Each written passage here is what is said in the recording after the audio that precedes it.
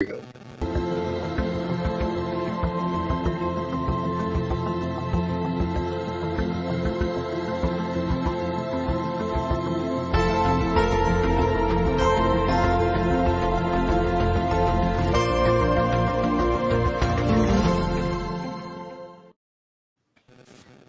Hello, we're Bonnie and Greg Dixon with Health Pioneer Theater and our buddy Jerry Smith, and our special guest is Dr. Joe. Maybe, Jerry, you can introduce your guest. I'd be happy to. We're very honored to have Dr. Joseph Pizorno, and his bio is too long for our show to read completely, but my favorite things about what he's done for all of us is to bring naturopathic medicine and natural medicine generally out of the Stone Age as far as the American culture is concerned. And by doing so, he became a reluctant founder of Bastyr University. He was hoping that he could get the high scientific levels, if you look at his biography, which is on our YouTube channel, without starting from scratch, but he did it anyway. And we're very thankful for that, because one of my favorite things he mentions is that when he started his serious interest in natural medicine, naturopathic physicians were felony charges in 2 states. And obviously we've come a long way since then. So thank you very much for being with us tonight. Well, thank you so much for the invitation. And it was fun in the intro since 2 of my very, very good friends being presented. Yes, very much. We are very interested in getting the pioneer stories and their pioneer recommendations. So tonight we have kind of a practical subject. We're going to show a little 5-minute clip from your video summary on your fabulous book, which is the Toxin solution. And you mentioned some key points here. I thought we'd whet our appetites for our audience. So we'll go ahead and run that, and then we'll have a discussion on how that applies for among other things, to immunity, which is on everybody's mind now. So we'll watch that now.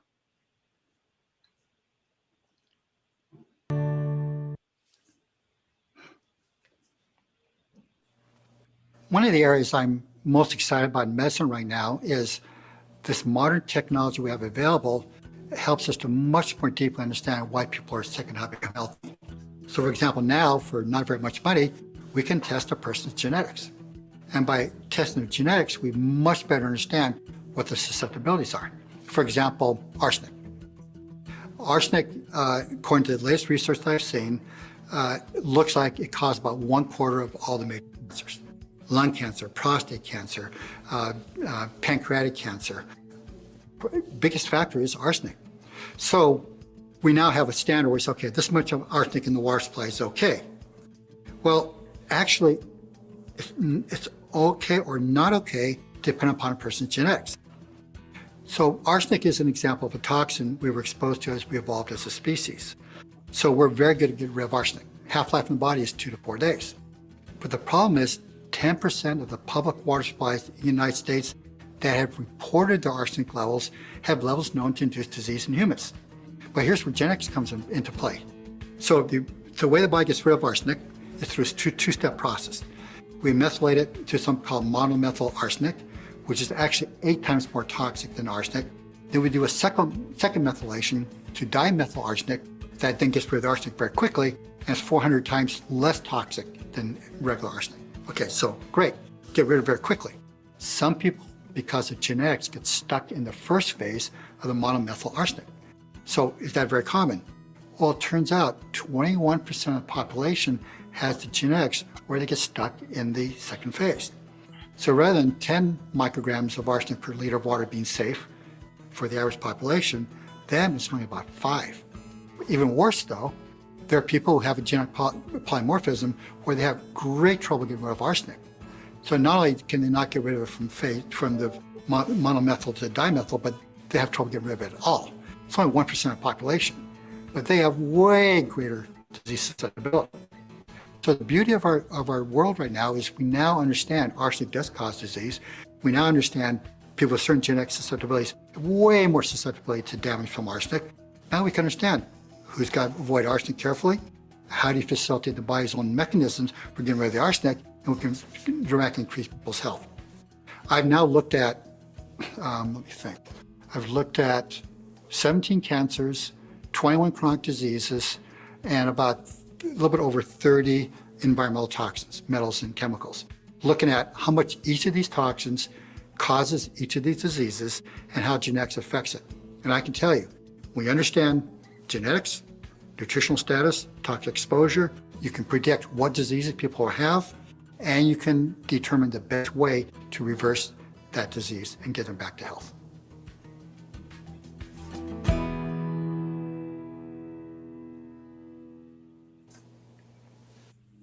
When looking at the research that shows very clearly that most of the chronic disease epidemic throughout the world is due to environmental toxins, the next question is, what do you do?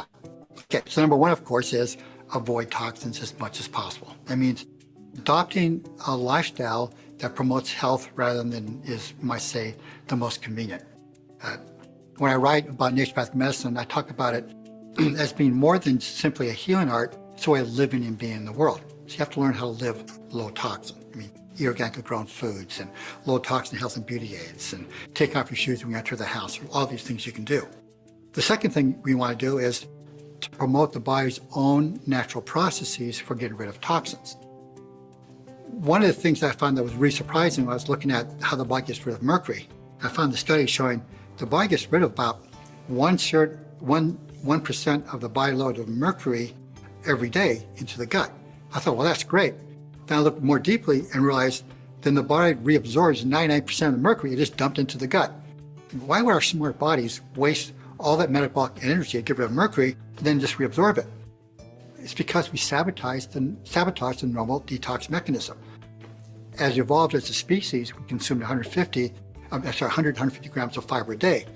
Now the average person consumes only 15 to 20 grams of fiber a day. So if you want to support the body's own natural healing processes, a very simple thing to do is eat more whole foods high in fiber and even take supplemental dietary fiber so you help the body's own natural processes to get rid of the toxins. We can also facilitate the body's ability to get rid of toxins by using nutrients like N-acetylcysteine. That causes increased production of glutathione, and glutathione plays a huge role in body detoxification. And the final process is to then look at what are the things we're doing that make our body less able to detoxify metabolically and get it working properly. So in my book, The Toxin Solution, I talk about how do you clear up your gut, how do you get your liver function properly. These are the ways we get rid of most of the toxins, get them working properly. And when we do that, as we get rid of toxins, our health improves.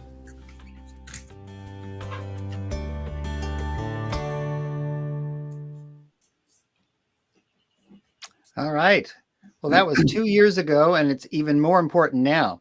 So before we talk about general health, obviously immunity and immune system function is on the top of the mind of many people in the last 2 years with our pandemic.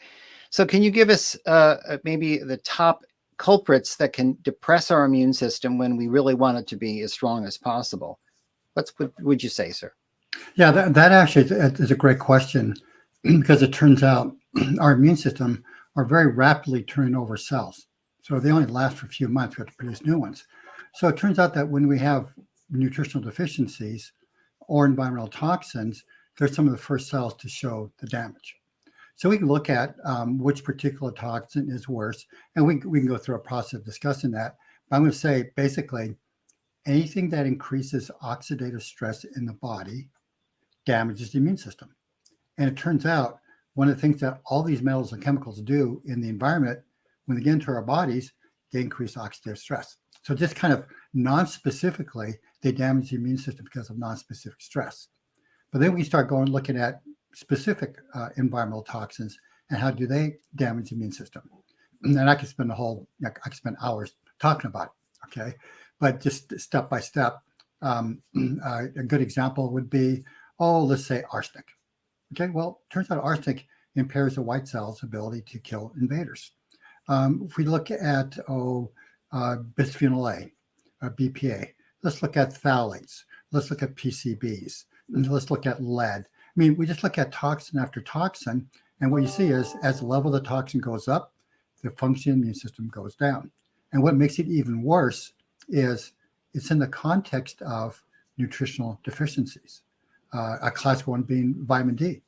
Without adequate vitamin D, the immune system can't function properly. So you get both increased susceptibility to infections, but also increased susceptibility to autoimmune disease because the body is losing its regulatory processes.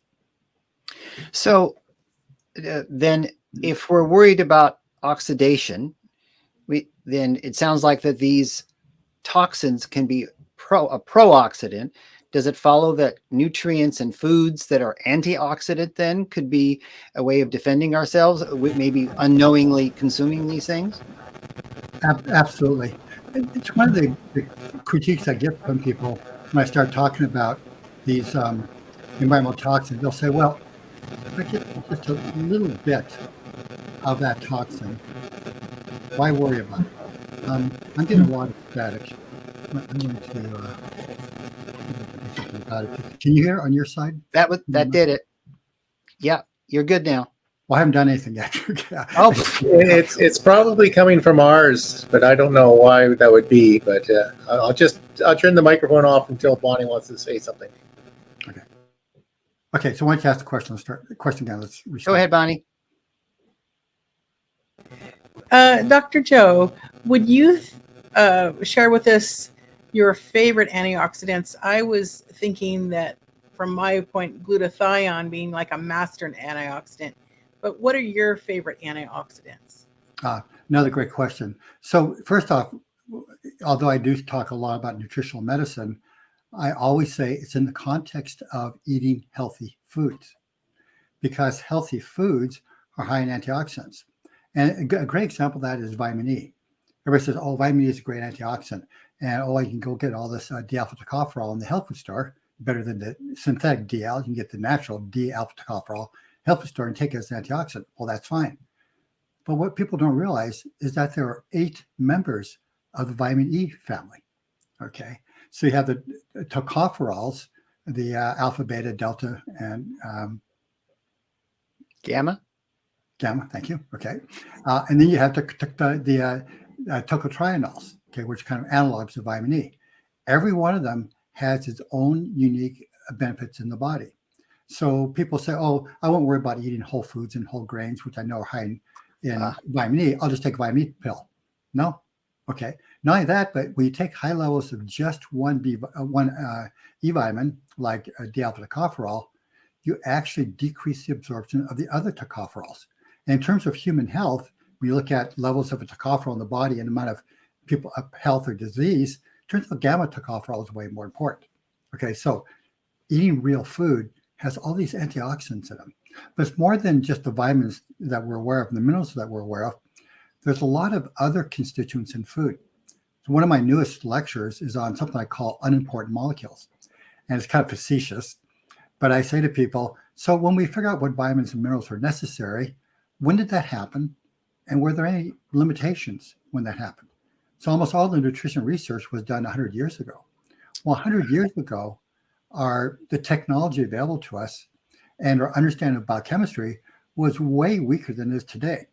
So they're limited to finding only those molecules in foods that are necessary to keep animals alive, or if they're deficient, result in an overt serious disease like scurvy or beriberi or something like that. So they looked at what things were really critical based on the technology of the time. They came up with 42 vitamins, minerals, amino acids, fatty acids, etc. But in reality, there are 50,000 molecules in food. Now, why is that important? So when we moved from growing our foods organically and started growing our foods chemically, when all they did was watch to make sure, well, is the protein okay, carbohydrates okay, vitamins and minerals reasonably close where they should be, and they were, not as good, but reasonably close. When we look at the other molecules, which they decided were not important because they weren't necessary to avoid overt disease or death, when you look at those other molecules, it turns out they're really important. And when you grow foods chemically rather than organically, they're decreased by 75 to 90%. Now, again, back to our question about antioxidants. Well, many of these molecules are antioxidant. And many of these wonder natural products people get, the superfoods and things like this. Mm-hmm.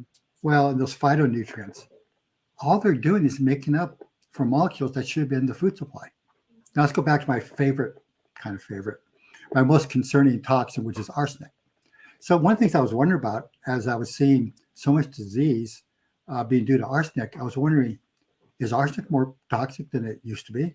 Because we should be paying as much attention to arsenic as we pay to lead. So I started looking at, sure enough, arsenic levels have gone up a bit. But what's interesting, when we look at these other molecules, we talk about arsenic going through a two-phase process to get rid of it. Turns out these flavonoids and bioflavonoids, particularly flavonoids is where the research is, they increase the rate at which arsenic goes through the whole process, so it detoxifies more quickly. And it's less likely to get stuck in the MMA, the monomethyl arsenic acid stage. But not only that, as I mentioned in that clip, arsenic causes about 1/4 to 1/3 of cancers. Turns out these flavonoids protect the DNA from arsenic, because the way that arsenic causes cancer is by damaging our DNA, as well as damaging the immune system, damaging mitochondria, et cetera. But they go after the DNA. Well, you wreck your DNA and you're done. You get more cancer and you die quicker. So these flavonoids help protect and repair the DNA from arsenic, except not in food supply anymore, of people who eat chemically grown foods. So sorry, it's kind of a long answer to your question, but I think it's important to see the context. It's not just a toxic exposure. It's what we've done to our food supply that we're less able to protect ourselves from these toxins. Well, that's an excellent point. And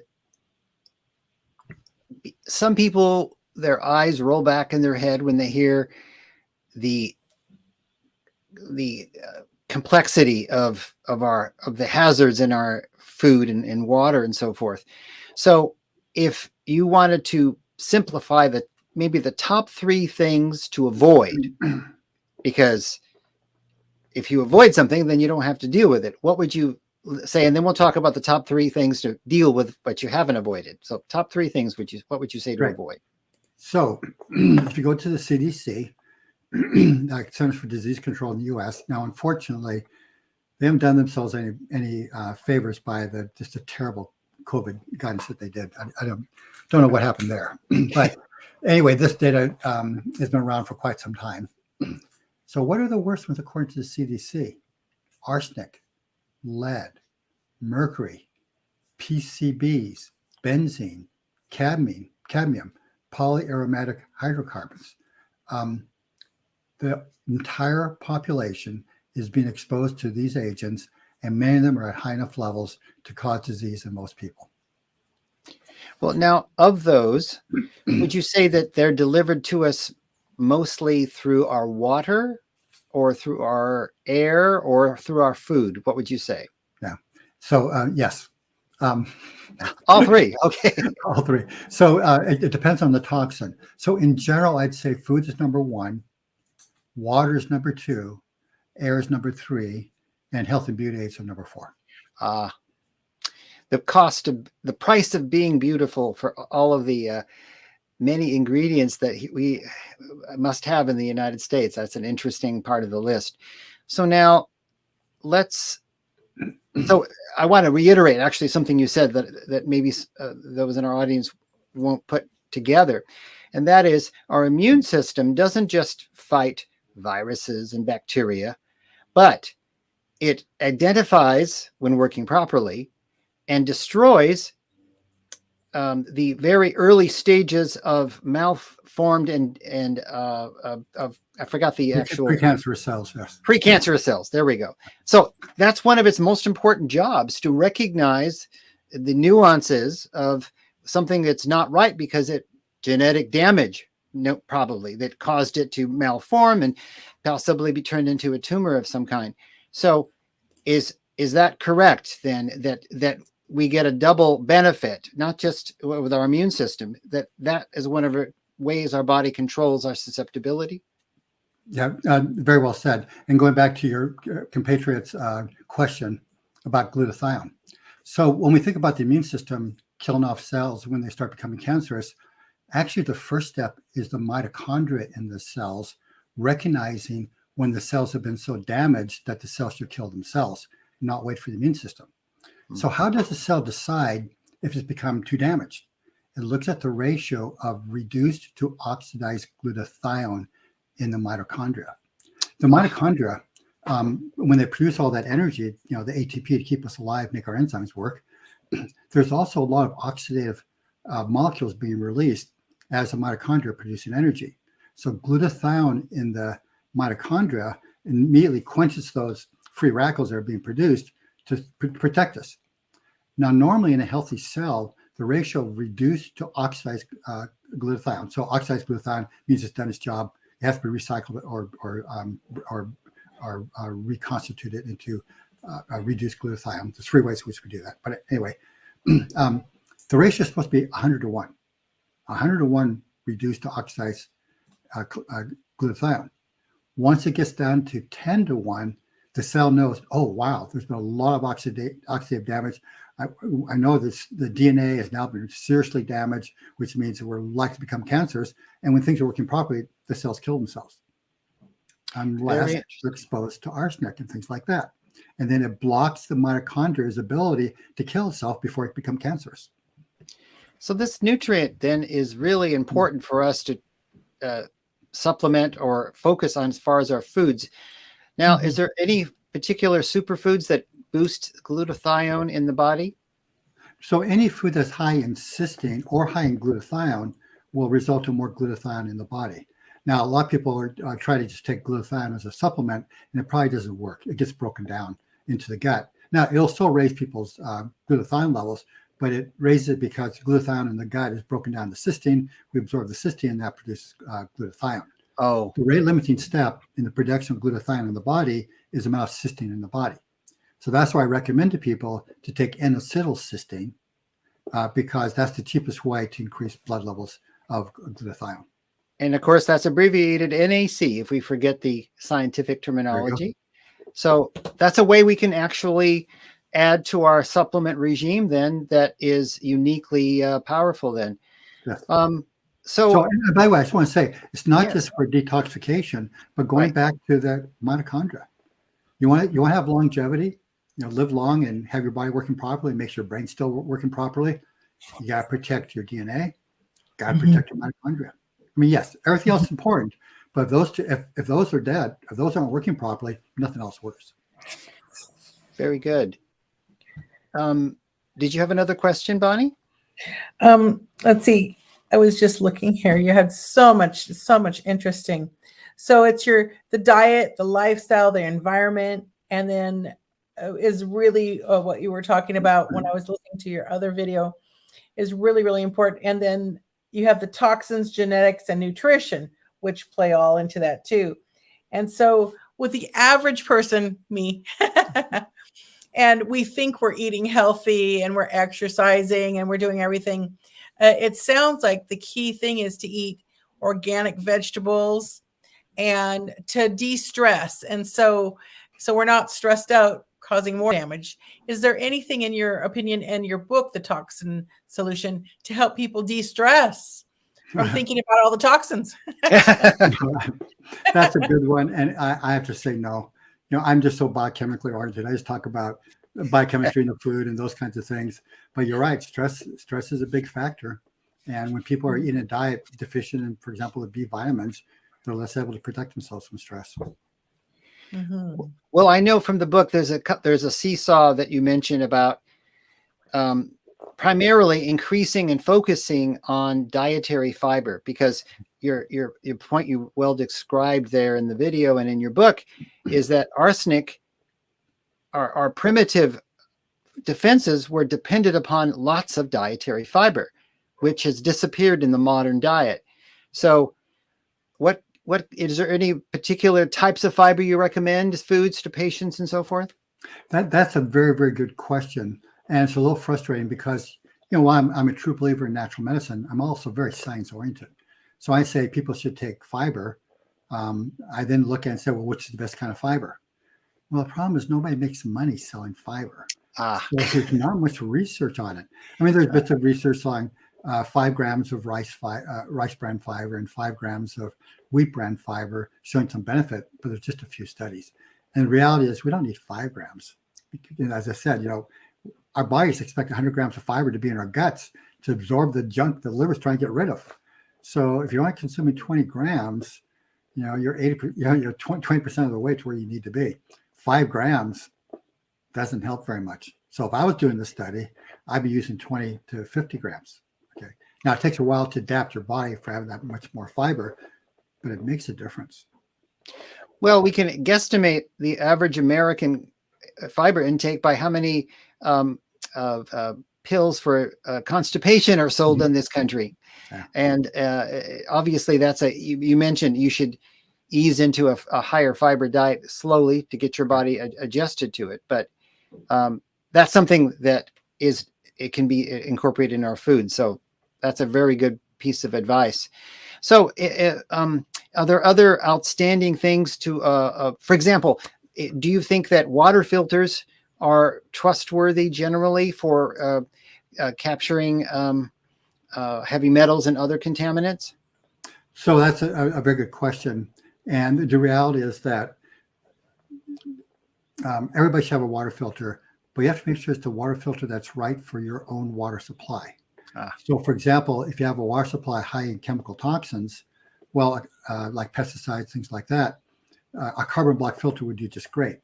But now if you got arsenic, the carbon block filter is not very good. You need a different technology for arsenic. If you got a lot of heavy metals, while the carbon block filter will get rid of some of them, it's better to have a precipitator. So my recommendation is get your water tested by a good lab. Don't just trust what the city tells you. Sorry, people in government, but get your water tested by a good lab, see what's in it, and then get the right technology to improve it. So our own home, we're fortunate here in Seattle, our water supply is actually pretty clean, but nonetheless, we have a whole house carbon block filter. So all the water comes into our house, not just in terms of drinking water, but also what we inhale when we're taking a hot shower. When we're taking a hot shower, a lot of those toxic chemicals volatilize and we inhale them. Well, the most efficient way to get a toxin into your body is to inhale it. So by cleaning up the water supply right where it comes into the house, we get the best results. And also, let's go further, do it in air filters. If anybody lives in a city within 100 yards of a major road, with any particular road that has heavy trucks on it, you've got to have an air filter in your home. And better is to do a whole house air filter. And if you can't do a whole house air filter, then you can do HEPA filters in the rooms you spend the most time in. I'm reminded, you mentioned, speaking of where you live and what proximity, that lead was removed at great effort over a decade or more out of gasoline, but it was never removed from airline gas. So if you live near an airport, you must have an additional risk then for inhalation of lead. So that makes it even more relevant to what you're talking about. Yes. And, there's lead in the high octane fuel that's used for prop airplanes. And so if you're near an airport that has a lot of prop airplanes, then yes, you're going to get lead fallout. Okay, it's in the props, not the jets. Then is that prop, not the jets? Good to know. Okay, good to know. That's good to know. Yeah. I have a question. Being often, I don't wear makeup like I used to, but I do put lipstick on. And are there any out there at all that are worthwhile, or should we just be a la natural? Great question. Beauty has always been desirable in our society, and the things that women have done to be beautiful have been kind of scary. So it used to be lead in lipsticks, used to be arsenic in some of the face creams to make the face whiter. I mean, health and beauty aids have actually been a significant source of toxins for a long time. The good news is that they're now available, some apps you can use on your smartphone. You actually take a little picture of the barcode on the health and beauty aid, and it'll tell you what's in it. The one I use is called Think Dirty. So when I first started really getting into toxins, memorable name. When I found this app, maybe it was like 6 years ago, I went through the house and started looking at all our health and beauty aids, and even the expensive ones were just terrible. That's an interesting point. And unfortunately, we've had the hot